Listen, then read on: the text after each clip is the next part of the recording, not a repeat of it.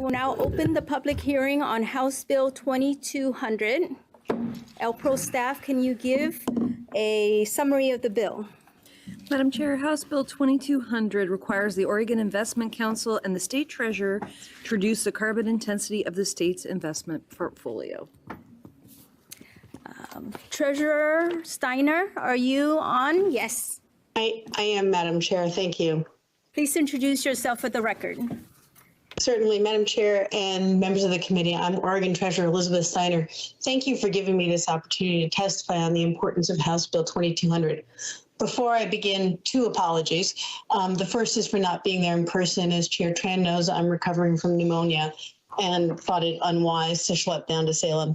And the second is that I am normally given to concise testimony. Today's will not be quite so concise because it's important that you all understand the rationale. And although I've met with each of you individually, I want to be sure that all of this gets on the record. I am also joined in the room, I think, by my Chief of Staff, Sybil Ackerman-Munson. I think that's her in the front row.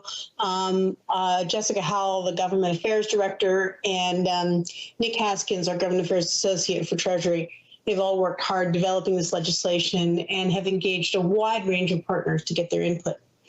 As you know, the current version of House Bill 2200 is a placeholder. We're developing proposed amendments that we hope will be incorporated into a -1, and you've all received a document outlining that amendment, I believe. So let me start by talking about Treasury's mission and our legal responsibilities to Oregon's public employees and the public agencies who make contributions to the state's public employee retirement system. Treasury's most important job is to manage the Oregon Public Employee Retirement Fund, or OPERF. In that role, Treasury has a fiduciary responsibility to protect beneficiaries by maximizing the long-term returns of the portfolio and ensuring that public services, from schools to public safety to healthcare, are not compromised by unfunded liabilities in the pension fund and increased contribution rates that could cut into budgets that support the vital public services Oregonians depend on. That's why I'm fully committed to Treasury's goal of reducing the risks that carbon-intensive investments pose to OPERF by working to achieve net zero carbon emissions in the portfolio by 2050. Yesterday, I was asked the question, what would you say about this bill to retirees? And my answer was really simple. Nothing is more important than protecting your pension. That is the entire goal of this bill. That is why we have been crafting this legislation in close consultation with labor leaders who represent public employees in all fields all across the state. So how does achieving net zero emissions in the OPERF portfolio by 2050 do that? How does it protect public employee pensions?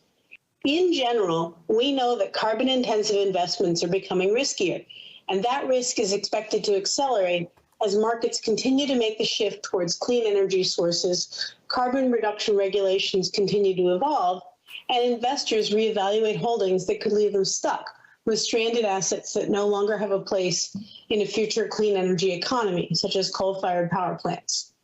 In other words, all these factors are likely to diminish the value of carbon-intensive holdings over time, while opportunities will continue to grow in holdings that reduce or offset carbon emissions.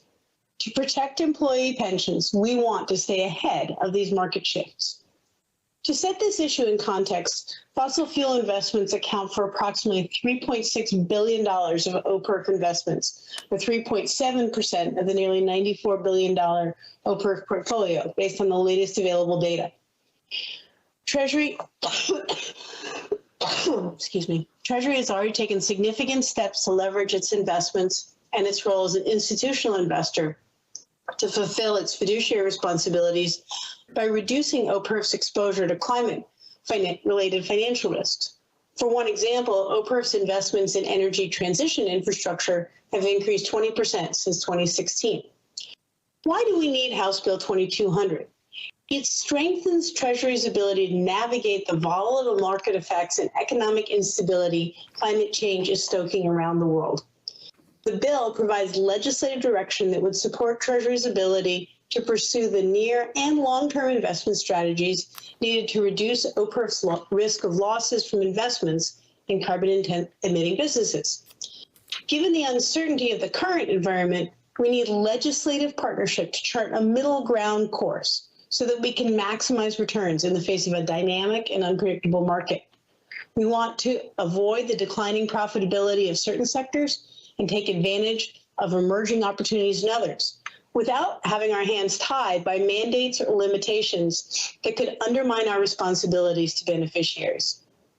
Overall, our amendment to House Bill 2200 would require biennial reports from Treasury to the legislature that are robust and evolve with the best available science, state that investing with a climate positive agenda aligns with our fiduciary responsibilities to account for financial risks in the portfolio, state a preference for climate positive investments, which includes proactive strategies to address climate associated financial risk, and clarify that the urgency of climate change is increasing the opportunity for climate positive investments with attractive returns, which makes this area a priority investment strategy. House Bill 2200 meets the urgency of the moment to protect the OPERF portfolio from the financial risks associated with climate change. It gives Treasury flexibility to pursue investment opportunities that foster a just transition to a cleaner energy economy without compromising our ability to achieve healthy returns.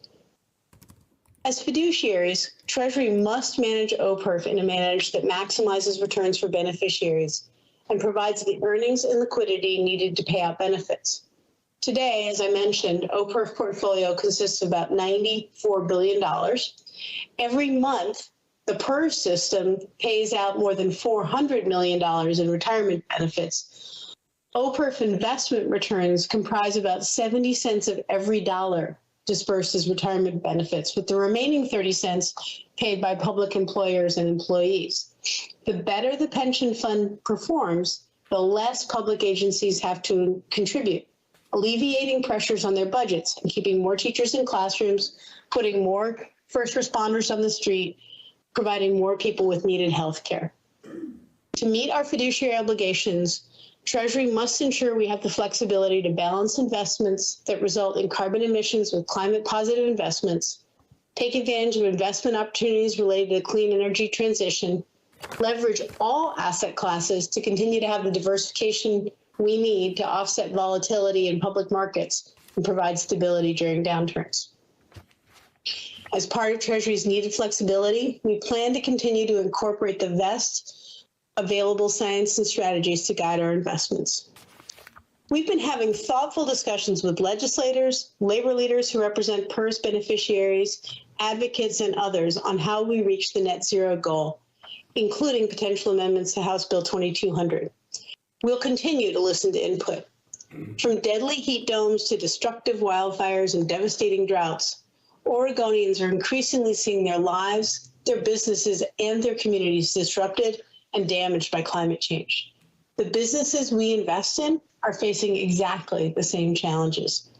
By protecting the financial future of our beneficiaries by assessing climate-associated financial risk, we're also protecting our children's climate future. I urge you to support House Bill 2200. Thank you for considering my testimony, and I look forward to answering your questions. Question?